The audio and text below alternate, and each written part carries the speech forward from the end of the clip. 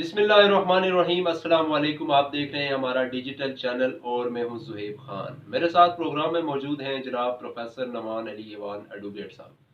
آج پروگرام میں کچھ بات کریں گے ملک کی تازہ ترین سیاسی صورتحال پر اور کچھ اہم ترین خبروں کا ذرا تفصیل سے جائزہ لیں گے۔ پروفیسر صاحب شکریہ آپ کی آمد کا۔ آغاز کرتے ہیں جی۔ کل آپ نے سنا ہے کوئی قبضہ شبضہ جما لیا ہے جی پی ٹی آئی پہ، تو کیا کہیں گے انٹرا پارٹی الیکشن پہ؟ آپ کی برادری جو ہے وہ چھا گئی ہے، چیئرمین بھی منتخب ہو گیا ہے۔ بیرسٹر گوہر علی خان جو ہے پاکستان تحریک انصاف کے نئے چیئرمین بن گئے۔ بسم اللہ الرحمن الرحیم، آپ کا شکریہ۔ تو ٹھیک ہے، پارٹی پہ اب دیکھیں نا کہ زوال کا عالم ہے، پارٹی جو ہے وہ تتر بتر ہو گئی ہے۔ تو یہ مطلب آخر جو سٹیج ہوتی ہے وہ موقع کا فائدہ اٹھایا آپ نے بھرپور؟ نہیں، موقع کا کیا فائدہ اٹھانا ہے جی؟ دیکھیں اب ان کے پاس امیدوار نہیں ہے پورے، کیا کریں اب؟ لیکن میں ایک بات آپ کو بتا دوں، آپ وکیل جو ہے وہ سیٹ نہیں لے سکتا، یہ کنفرم ہے۔ اعتزاز احسن صاحب کو دیکھ، پیپلز پارٹی میں کب سے ٹھیک ہے، پوری انہوں نے زندگی جو ہے وہ گزار دی۔ وہ آج بھی، میں ایک بات بتاتا ہوں، وہ آج بھی جنرل کونسل کے الیکشن پہ کھڑے ہو جائیں، ان کو ووٹ نہیں ملا۔ ایک الیکشن میں انہوں نے الیکشن لڑا اور انہوں نے کوئی تقریباً 200 یا 250 ووٹ لیے جنرل الیکشن۔ اتنا تو وہ وکیل ہوتا ہے نا ادھر آس پاس میں، وہ وکیلوں نے ڈال دیا۔ عام بندے، ضمانت ضبط ہو گئی تھی۔ عام بندے، آپ دیکھیں، میں ایک ایڈوکیٹ ہوں، ہمارے سامنے کچھ لوگ، بلکہ ہمارے سامنے ہمارے بیک پہ جو ہے وہ لوگوں کے ہمارے بارے میں جو تاثرات ہوتے ہیں وہ ہمیں پتہ ہے، لیکن یہ تاثرات ٹھیک ہیں یا نہیں ٹھیک یہ الگ موضوع ہے اور اس پہ بہت ساری بحث ہو سکتی ہے۔ لیکن وکلا کو جو ہے وہ ووٹ جنرل الیکشن میں چلو ووٹ پڑے نہ پڑے، لیکن یہ مجھے بتائیں گے یہ جو ہے بیرسٹر گوہر علی خان، ادھر سے جی شیر افضل مروت، اور ادھر سے نعیم حیدر پنجوتا، ادھر سے احمد خان، یہ سارے وکلا جو ہے وہ پی ٹی آئی ان پہ قابض ہو گئے۔ یہ کیا سارے وکلا نہیں یار، مطلب آپ پھر مطلب جو ہے نا میں دیکھے نا، اب آج کل جو چہرہ ہے پی ٹی آئی کو تو وکلا ہے یار، میری کالا کوٹ ہے۔ میری بات سنو، کالا کوٹ مطلب اچھی بات ہے، کوئی اس میں کوئی برائی نہیں ہے۔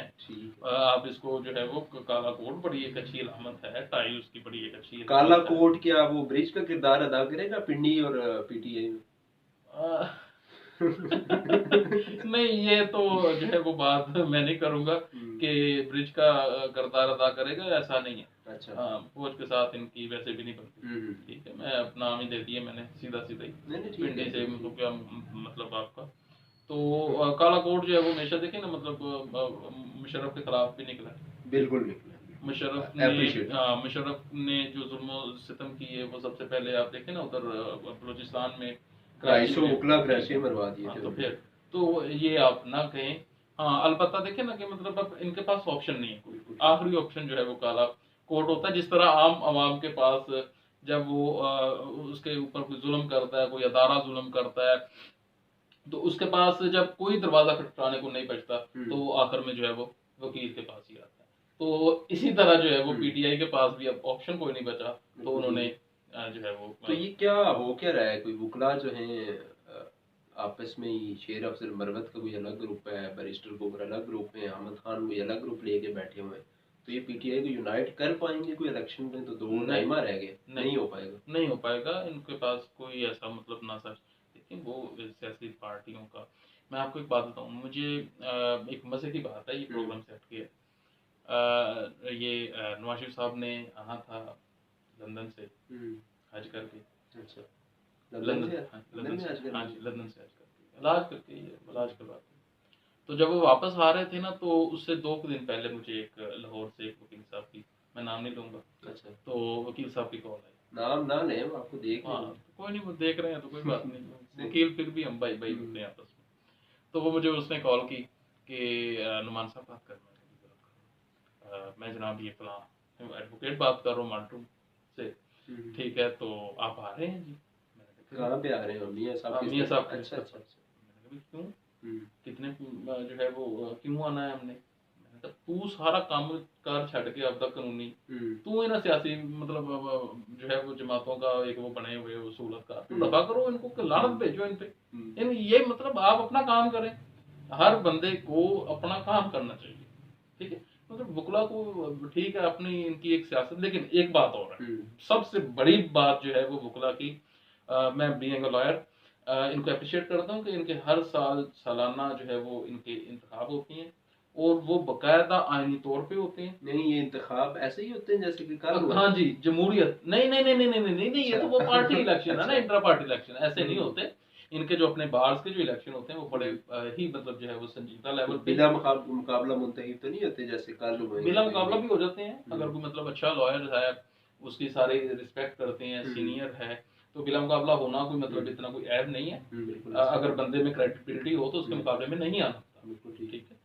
तो मैं बात ये बता रहा हूँ कि इनके हर साल जो इलेक्शन होते हैं वो बड़े जो है वो संजीदा तरीके से और बड़े अच्छे और एहसन तरीके से सर अंजाम पाते हैं, और जो है वो जमहूरियत की बेहतरीन अक्कासी करते हैं। बिल्कुल ठीक है। कल उसमें मतलब कोई 1% भी जो है वो धांधली का, 1% भी धांधली का कोई मतलब जो है वो रोना नहीं होता। यहाँ पे तो आप जनरल इलेक्शन देखिए ना, या मतलब जो ये जो इलेक्शन हमारे मुल्क में होते हैं, इसमें तो जो हारता है उसने तो रोना रोना ही है ना जी, में तो आंधली हो गई वजह से 35 पता नहीं फलां।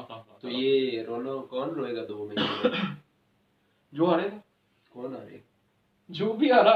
आपके ख्याल में क्या प्रेडिक्शन क्या कर रहे हैं? कौन इलेक्शन? प्रेडिक्शन जो है नहीं, मैं फिर वही बात बता रहा हूँ कि जिन्होंने जो इतनी मेहनत की है वो जाया नहीं जाएगी।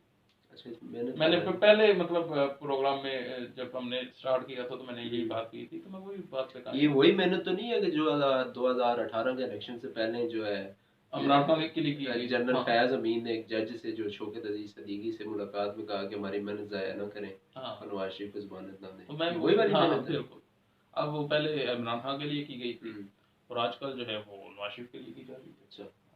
अच्छा ये केसेस जो चल रहे हैं, हम बड़ी इंटरेस्टिंग बात ये है कि आपने जज बशीर साहब का उस दिन जिक्र ही छेड़ दिया था कि जज बशीर साहब देखिए मेरी बात सच्ची हुई है क्या नहीं हुई? अब अहमद मीर साहब जो सीनियर साफी हैं जियो न्यूज़ में देख लिया होगा हमारा प्रोग्राम चोरी किया है, कहीं आपकी बात हमारा चोरी कर लिया। हालांकि मैं आपको एक बात बता दूं नाजरीन के लिए कि हमारा प्रोग्राम जो है वो स्क्रिप्ट के बगैर होता है। हमने कोई नहीं मतलब ये सोचा नहीं होता कि हमने ये बात करनी है, ये बात करनी है। जो माइंड में होता है, जो ज़हन में होता है, वो हम बात करते हैं। अब आपकी बात को लेके अहमद मीर साहब ने जरा बात की है, जरा वो सुने। जनाब आपने हमारा स्क्रिप्ट जो है वो चोरी किया है तो मैं कोई बात नहीं जी, खैर है, आप सीनियर हैं। ये जो जज मोहम्मद बशीर साहब हैं, इनको ये एजाज़ हासिल है कि इन्होंने पाकिस्तान के कम से कम 5-6 वज़राए आज़म के ख़िलाफ़ इन्होंने मुकदमात सुने हैं। ये शुरू हुए थे जी आसिफ जरदारी साहब के ख़िलाफ़, लेकिन वो तो साबिक सदर थे। लेकिन इन्होंने सिर्फ नवाज शरीफ साहब के ख़िलाफ़ केस नहीं सुना, इन्होंने यूसुफ रज़ा गिलानी, शाहिद हक्कान अब्बासी, राजा परवेज़ अशरफ, शौकत अजीज़ और अब ये आजकल इमरान खान साहब के ख़िलाफ़ भी सुन रहे हैं। इनको 2012 में लाया गया था अकाउंटेबिलिटी कोड के जज के तौर पे। 2012 में 3 साल के लिए लाया गया था, और नैब के कानून के मुताबिक भी 3 साल के लिए आप अकाउंटेबिलिटी कोड का जज मुकर्रर करते हैं। लेकिन फिर इनको एक्सटेंशन दी गई, फिर इनको एक और एक्सटेंशन दी गई, और जब इन्होंने नवाज शरीफ साहब के खिलाफ सजा सुना दी तो फिर इनको उस वक्त के चीफ जस्टिस साकिब निसार साहब ने एक और एक्सटेंशन दी, और अब ये 2024 तक इस ओहदे पे काम करेंगे, 3 एक्सटेंशन लेने के बाद। तो ये बस मैंने इसलिए सुनाया कि ये बहुत ही काबिल और बहुत ही तजर्बाकार जज हैं। नवाज शरीफ साहब को जो इन्होंने सजा सुनाई थी वो इस्लामाबाद हाई कोर्ट ने वो सजा कालअदम करार दे दिया है। तो हो सकता है कि इसके बाद इनको एक और एक्सटेंशन मिल जाए और फिर ये इमरान खान साहब को भी सजा। ये थे जी अहमद मीर साहब जिसका आपने क्लिप मुलाहिजा किया। अब आगे बढ़ते हैं जी। पीटीआई की बात कर ली आपने, बुरा भला भी कह दिया उनको। नून लीग पे आते हैं जी। अच्छा, नून लीग के अंदर भी लड़ाइयाँ शुरू है, पता है आपको? बड़े सीनियर 2-3 रहनुमा जो गुत्थम गुत्था है, वो उधर से दानियाल अजीज साहब, इधर से एहसन इकबाल साहब, इधर से मरियम औरंगजेब, और कल बिलाखिर मियां साहब खुद कूद पड़े इस मामले में। मेरी बात सुनो, मैं गांव का रहने वाला हूँ, तो गांव में ना एक मशहूर कहावत है कि रजे होण तावी लड़न लग पैंदे ने, भुखे होण ते तावी लड़न लग पैंदे ने। रौला है ये बस। अब इनको इक़्तिदार जो है वो तकरीबन जो है वो सोचा हुआ है, सोची समझी साजिश है, सारा कुछ है। तो अब इनको जो है वो रास नहीं आ रही, वो सारा कुछ होगा इसमें। कोई नहीं, वो सीट सूट का कोई मसला है, कोई टिकट शिकट का। नहीं, ये मुझे बताएं ना कि दानियाल अजीज साहब कह रहे हैं कि जो 16 माह की हुकूमत थी, हाँ जी, उस पर महंगाई कंट्रोल करने की जिम्मेदारी एहसन इकबाल पे थी। احسن اقبال صاحب کہہ رہے ہیں کہ دانیال عزیز کے بندوں کو جو ہے فیوریٹ بندوں کو ٹکٹ جاری نہیں ہو رہا، ٹکٹ کا مسئلہ ہے اس پہ کل میاں صاحب نے شو کا نوٹس جاری کروا دیا جی دانیال عزیز۔ چلو یہ بڑی اچھی بات ہے، انہوں نے کہا کہ مطلب تم چور میں چور میں تو چوراں دا پیو، تو کوئی گل نہیں میرا پتر رام نہ پہ ٹھیک اس میں اور کیا، ٹکٹ شکٹ کا معاملہ چلتا رہتا ہے، ٹھیک ہو گیا۔ لیکن یہ مطلب لیکن پارٹی کو چاہیے، یہ پارٹی ڈسپلن کے جو ہے وہ خلاف ہے، اب اس پہ ذمہ داری کیسے آپ ایک بندے پہ تو نہیں ڈال سکتے کہ آپ نے مہنگائی کنٹرول نہیں کی۔ حسن اقبال پہ کی کیا ذمہ داری تھی، اس نے کیوں کنٹرول کرنی تھی؟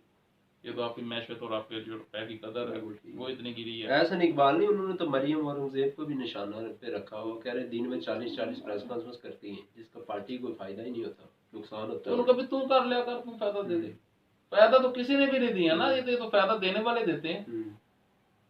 وہ بھی تو خیر انہوں نے بڑی محنت کی ہے، پیناما لیگ سے چل رہا تھا تو وہ بھی میڈیا پہ 10 منٹ بعد وہ پریس کانفرنس کر رہے ہوتے ہیں۔ ایسے ہی ہوتا ہے، وہ جتنا ان کا ہوتا ہے۔ میں نے پچھلے پروگرام میں میرا خیال ہے کہ میں نے بات کی تھی، تو وہ یہ ایسے ہی ہے، جو سیاستدان سارے ایسے ہیں، کیا کس کو ہم کیا کریں، کسی میں سارے ایسے۔